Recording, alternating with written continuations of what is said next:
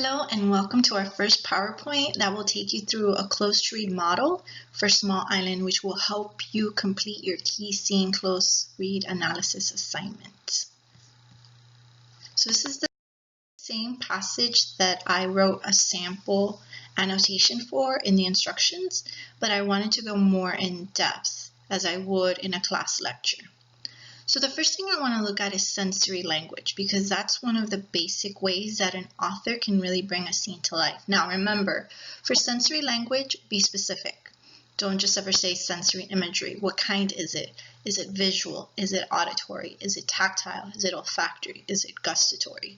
And in this just 2-paragraph span, Andrea Levy manages to use almost all of them. So for instance, we first have the strong olfactory of warm smell, plus the gustatory of boiling milk. Simple language, and yet right off the bat, it connotes a sense of motherly attention and warmth.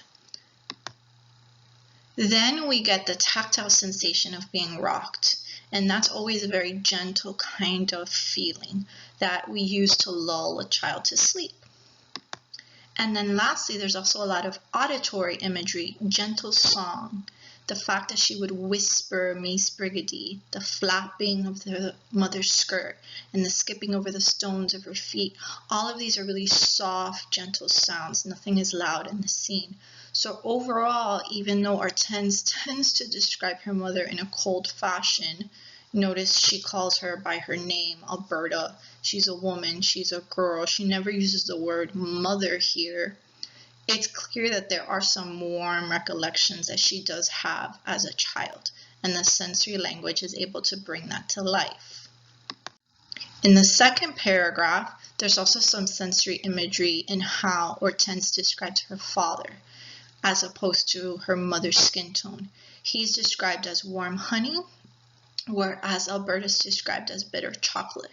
So much like there was some gustatory detail in the first paragraph about milk, here, interestingly, to describe a person's skin tone, she's also using gustatory details.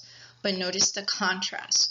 Whereas her father's complexion, like her own complexion, is that of something positive, something warm, and something nourishing and sweet like honey, Alberta's is the opposite of that. It's bitter, so something undesirable, because that's the way in Hortense's mind she has separated her parents.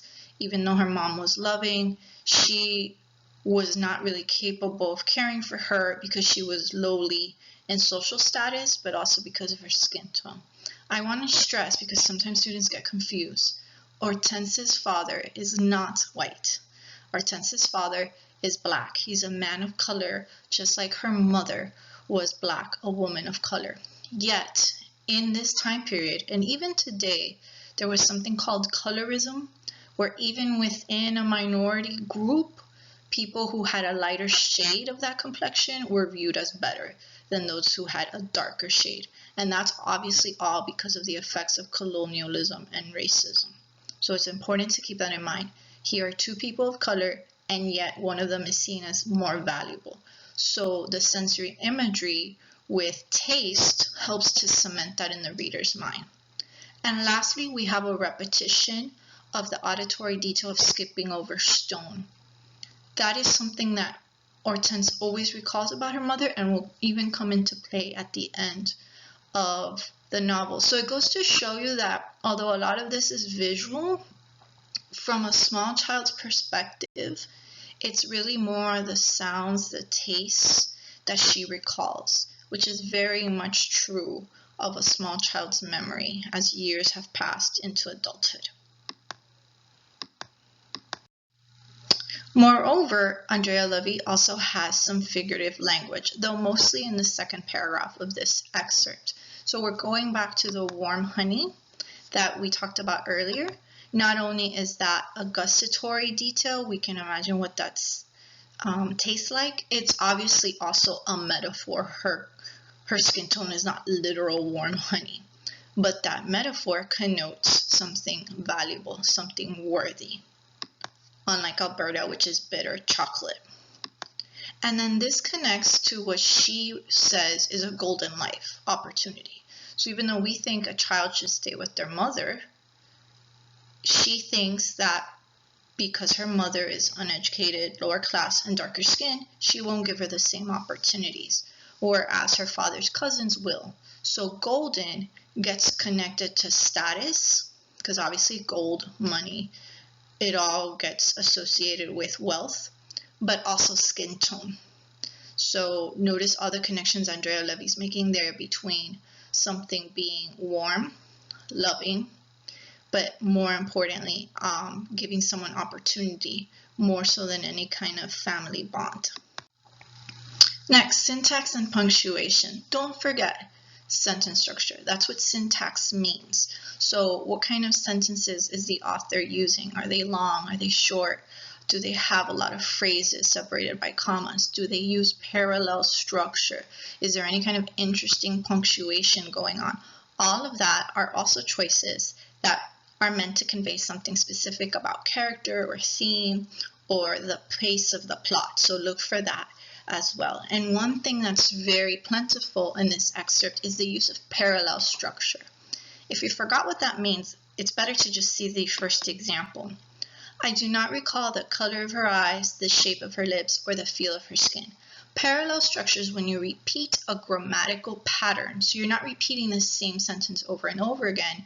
You're repeating a pattern. And here what's repeated is the noun and then the specific thing it's describing. Color of, shape of, feel of. So it's a very elegant way to write, and we know that Hortense thinks she's very elegant, so it's appropriate to her character, but it also helps to emphasize and draw the reader's attention to these things. And all of these things are the things that Hortense does not remember about her mother. So as much as she does, there's much more that she does not. So the parallel structure helps emphasize a sense of loss. All the things of her mother that she does not know. However, for Hortense, she thinks this was the right decision because her mother was just a country girl who could neither read, nor write, nor perform. Once again, Andrea Levy's using parallel structure to emphasize everything Alberta was not capable of doing. So the negation of neither and nor, plus the verb, whether it's to read or to write or perform, helps to further solidify everything that in Hortense's mind was inadequate about her mother. But the reader can sense, especially when you look back at the sensory imagery at the beginning, that this is really Hortense's way to kind of rationalize what happened to her as a child being separated from her mother so that it becomes something good in the trajectory of her life moving forward instead of being a trauma, instead of being a loss. But the reader clearly gets the sense that it really was a trauma and a loss for her to be separated from her mother. And a lot of the decisions that she made after the fact are because of that trauma, because of her sense that she did not quite belong with the Roberts, and she was finding any means possible to belong. So some of her apparently cruel and cold-hearted actions later in her life can be connected back to that. Next, punctuation. I said look out for anything kind of surprising or interesting. And in this passage, what's interesting is in this sentence, particularly the hyphen, or what you might think of a dash. Technically, it's called a hyphen. So notice she's trying to say something about her that most people would be ashamed of. She was born out of wedlock. That means she was illegitimate. Her father was not married to her mother. That's why it was all hush-hush. But she uses the hyphen to separate that from it would be wrong to say otherwise. So she's not a dishonest person. Hortense is honest to a fault. She even blurts out people's mistakes right in front of others, like she does with Michael later on. But here the hyphen is trying to show that she wants to be matter of fact about something. Hey, I was illegitimate. I'm not going to lie. But the fact that she separates that with the hyphen creates this big chasm to let us know that there is shame. She does feel embarrassed by the fact that that's the crux of her childhood. She was illegitimate. How different could her life have been if she had been illegitimate? Notice if Andrea Levy had instead put a semicolon, the two thoughts would be much closer together. The period would make them even more separate. So she's not going to lie to herself. She knows this is the truth about her past, but there's still that sense of shame. And the punctuation there by Andrea Levy really works well to represent all of that. Next, we also have a rhetorical question. After all, what could Alberta give? We as a reader are like, well, she could have given her love, a sense of identity, a sense of belonging. And yet for Hortense, there's this sense that, well, the question is obvious, nothing. My mother couldn't have given me anything. So acknowledging that she doesn't think her mother could have done much for her is really heartbreaking to the reader, and we get a sense of why Hortense is the way she is. And whereas before she had said that her mother could neither read, nor write, nor perform, she uses a similar parallel structure again here to say, I could learn to read and write and perform. The repetition of all those verbs is meant to contrast what she feels is the golden opportunity. And lastly, there's that short syntax of and more. That's very unlike Hortense. Hortense's writing tends to be long and very formal. So for her to have a short sentence like that clearly indicates that this is important to her. It wasn't just about that she could become educated being brought up by the Roberts. It's also that she could gain status and maybe overcome that label of being an illegitimate child. The syntax is key to that. Okay, last thing, structure. This is where I told you in my screencast that you were supposed to watch in the beginning of the week. It's probably something new to you. But for Small Island, always consider the structural choices that the author made. Firstly, how does the multiple narrator structure add insights to the passage we would not have gotten otherwise? Think if the novel had been written by a third person. It'd feel more removed. Or what if it was written only from one character's perspective? There's so much we would not know. So the fact that Hortense is able to narrate this section of her past is important. It lets us into her mind and her heart, which she usually shields from other people. So that structural choice of having the four narrators is key to allowing the reader into each of them. Next, how does the nonlinear structure add surprising touches? Or does it undermine what the reader expected of this character when we find out something about their past later on? Or is there a connection that can be made just to something that happens before that makes this scene more dramatic or more poignant? And in the case of this scene, it's important to remember that at the very end of the novel, once Queenie has asked Hortense and Gilbert to take her baby and raise it as their own, Gilbert's not sure Hortense will go with it, and yet Hortense says, you know what I remember of my mother? I remember the smell of boiled milk and black bare feet skipping over stones. She repeats the same exact descriptions she had in the beginning of her flashback narration. So that tells you she constantly thought of her mother, and that adds a lot more resonant power to their decision to keep the baby, because Hortense knows exactly what that's like. She knows what it's like to be raised by someone that was not your biological parents. So she's going to do much better than the Roberts ever did with her. She's going to love this child and allow that child to kind of make up for some of her past mistakes. So always look for any connections to other scenes in the past or the present for structure.